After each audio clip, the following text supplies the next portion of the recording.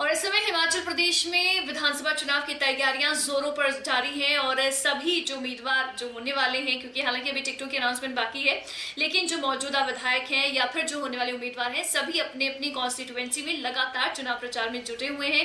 और आज हमारे साथ सुंदरनगर से मौजूदा विधायक और साथ ही प्रदेश भाजपा महामंत्री इस समय राकेश जम्वाल जी हमारे साथ हैं। बहुत स्वागत है सर आपका खबरें अभी तक पर।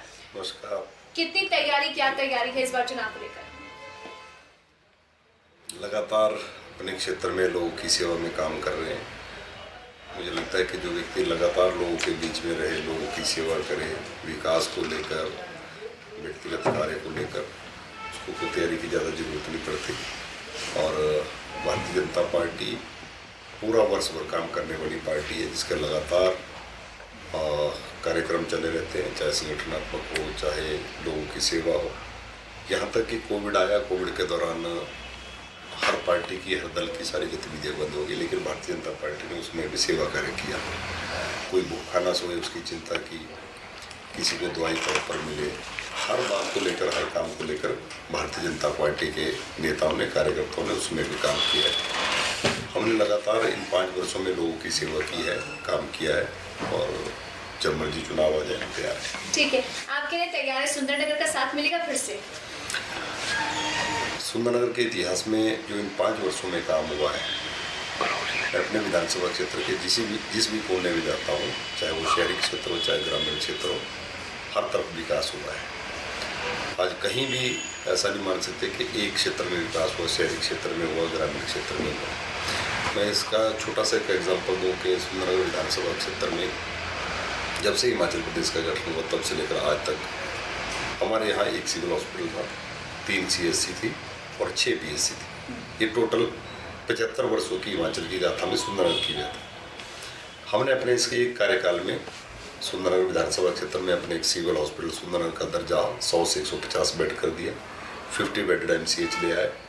उसके साथ 4 नए PSC खोल दिए, एक नया सिविल हॉस्पिटल डहर का बना दिया और 4 नए हेल्थ सब सेंटर खोल दिए। ये जो आंकड़े आप दे रहे हैं, ये इस 5 साल के या फिर जब भी बीजेपी आई है सत्ता में सुंदरनगर में, जब भी बीजेपी के विधायक बने हैं तब का आंकड़ा दे रहे हैं?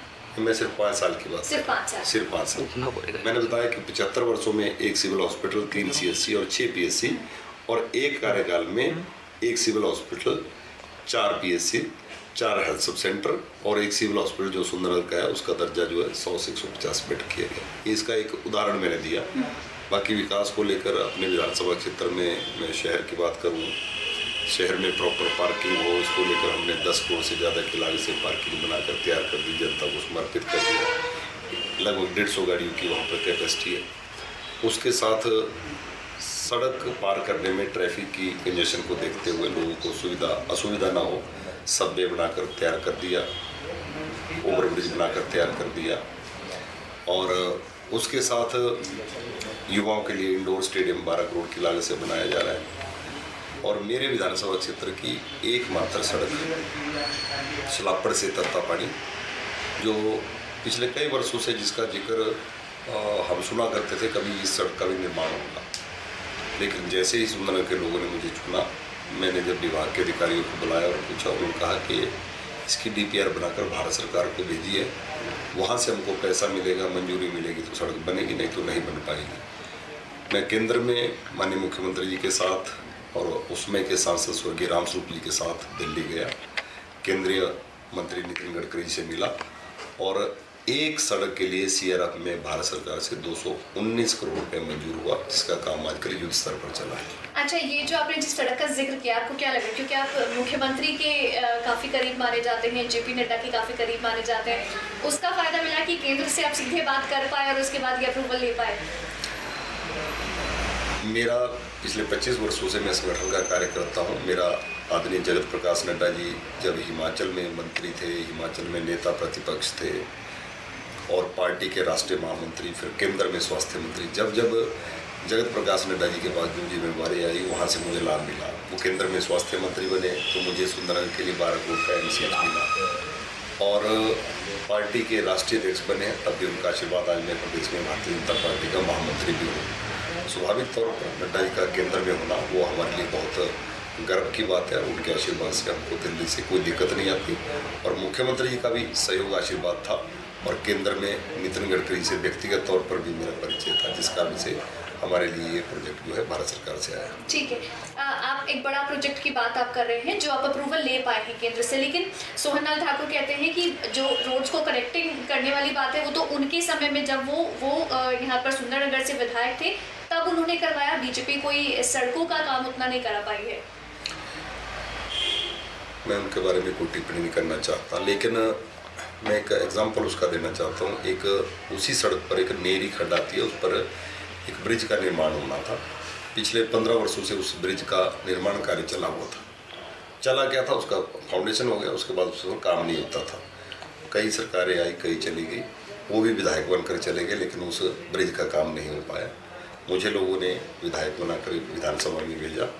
मुझे भी लग रहा था कि वो कठिन काम था, क्योंकि वो मामला जो था वो ऐसा मामला था कि उसको अगर ठीक प्रकार से सॉल्व नहीं किया जाता तो शायद मामला वो कोर्ट में चला जाता और वो पुल नहीं बन पाता। लेकिन मैंने टेक्निकली उसमें मुख्यमंत्री जी से विधानसभा के अंदर जब जवाब मांगा तो मुख्यमंत्री जी ने कहा कि मैं स्वयं इस ब्रिज की मॉनिटरिंग करूंगा और आज मुझे बताते हुए खुशी हो रही है कि वो 3 करोड़ का ब्रिज 2 दिन पहले मैं उसका उद्घाटन करके जनता को समर्पित कर दिया। जी, अच्छा, भ्रष्टाचार का एक बड़ा आरोप है जो कांग्रेस की ओर से लगाया जा रहा है इस समय। भ्रष्टाचार, महंगाई, बेरोजगारी, ये 3 एक मुद्दे हैं जो कोई भी दल हमेशा इन मुद्दों को उठाता रहता है। सुंदरनगर के लिए उठा रहे हैं। किस प्रकार का भ्रष्टाचार? वो कह रहे हैं कि यहाँ पर जो काम करवाया गया है उसमें भ्रष्टाचार हुआ है। झील का मुद्दा उन्होंने उठाया, जो सुंदरनगर झील की जो झील है उसको लेकर भी उन्होंने कहा कि यहाँ पर पैसा तो लगाया है लेकिन अभी भी पानी की सप्लाई या जिस तरह का पानी यहाँ पर मिल रहा है लोगों को, उसको लेकर भी वो सवाल उठा रहे हैं। सुंदरनगर की जनता के लिए एक 25 करोड़ की योजना मंजूर होना, उसका तैयार होकर जनता को समर्पित करना अपने आप में बहुत बड़ी बात है। तो भ्रष्टाचार हुआ तो उसमें कोई दस्तावेज प्रस्तुत करें, मात्र मीडिया में बोलने से भ्रष्टाचार नहीं होता। बड़ी पारदर्शिता के साथ काम करने वाले लोग हैं और 25 करोड़ की योजना शहर के लिए बनाकर हमने दी और उसको लेकर वो एक मुद्दा बनाना चाहते हैं कि ब्यास के पानी को वो गंदा पानी बताते हैं। इसको लेकर मैंने अनेकों बार मीडिया में भी कहा है कि जहाँ से वो पानी उठाया गया है, सुंदरनगर में गणेश उत्सव मनाए जाते हैं। 6 स्थानों पर गणेश उत्सव होते हैं और जिस दिन विसर्जन होता है उसी स्थान पर हजारों की संख्या में लोग जाकर भगवान गणपति जी का विसर्जन करते हैं। तो भगवान गणपति जी का विसर्जन तो कोई गंदे पानी में नहीं करता, लेकिन फिर भी लोगों ने कहा झील से नहीं नहर से पानी लिया जाए। हमने उसके लिए भी काम जो है उसका शुरू कर दिया, पाइप से आगे कॉन्ट्रैक्टर आ गया। अब झील की बजाय नहर से पानी लेकर जो है उसको फिर उसी योजना में डाला जाएगा। अच्छा, इस बार सुंदरनगर का चुनाव बहुत इंटरेस्टिंग हो गया है क्योंकि त्रिकोणीय मुकाबला हो गया है। रूप सिंह ठाकुर के बेटे अभिषेक ठाकुर वो यहाँ से निर्दलीय चुनाव लड़ने वाले, उन्होंने अपनी दावेदारी पेश की है।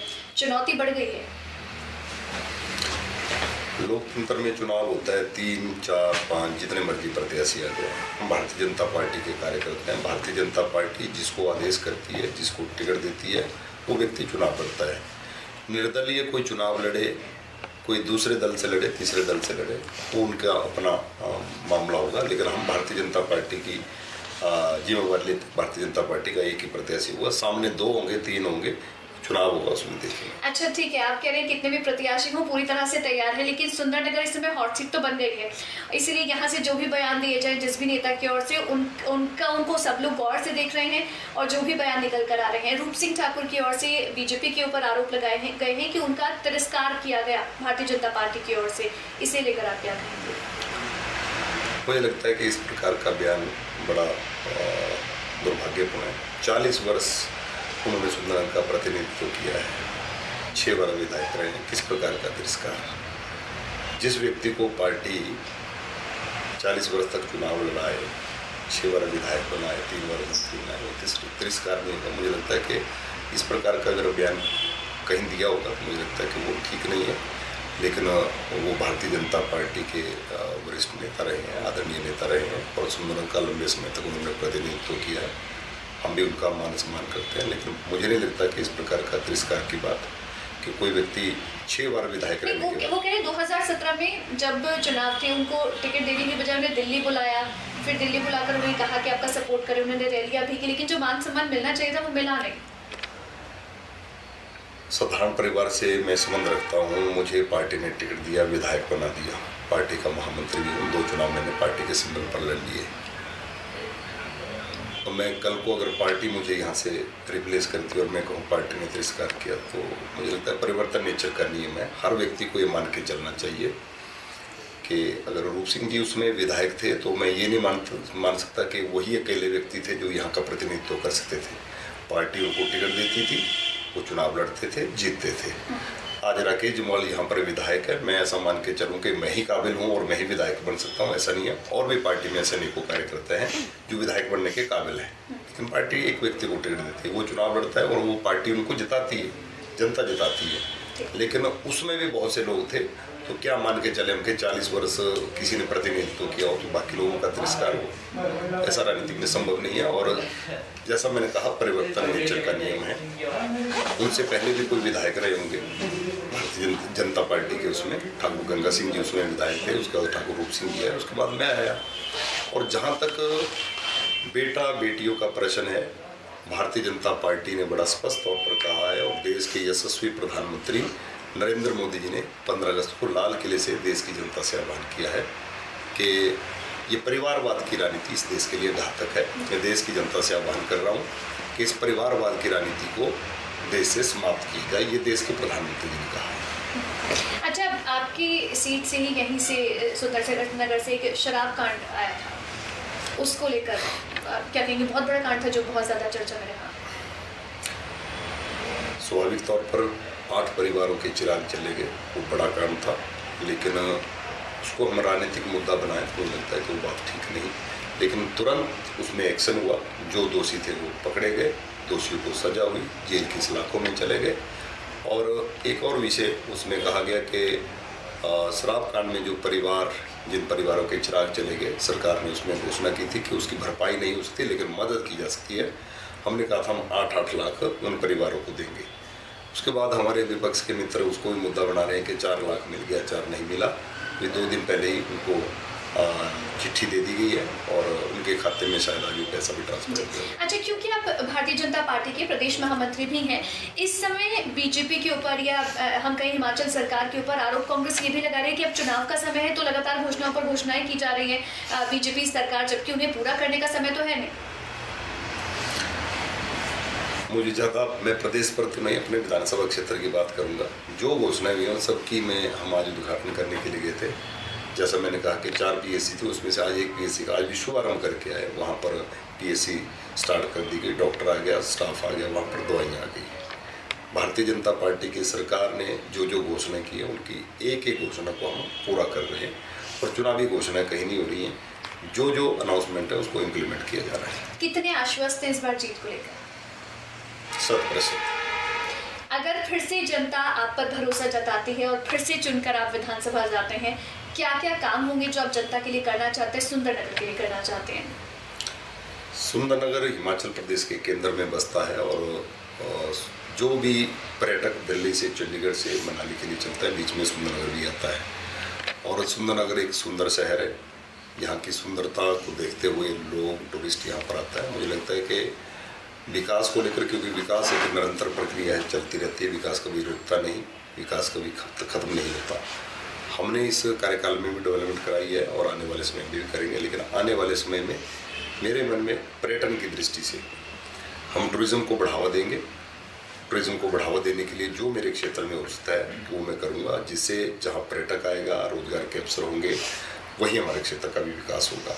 जी, चलिए सर, बहुत बहुत शुभकामनाएं आपको, क्योंकि आगे विधानसभा चुनाव की तैयारी आपकी ओर से की जा रही है। जाहिर तौर पर उम्मीद ये करेंगे कि फिर से जनता आपको चुने, आप पर भरोसा जताए और जो आप काम करना चाहते हैं, पर्यटन की दृष्टि से सुंदरनगर का और विकास करना चाहते हैं, तो वो आप काम कर पाए जब आप यहाँ से चुनकर विधायक बने और फिर से विधानसभा में जाए। बहुत बहुत शुभकामनाएं आपको, बहुत बहुत शुक्रिया खबरें अभी तक के साथ बातचीत करने के लिए।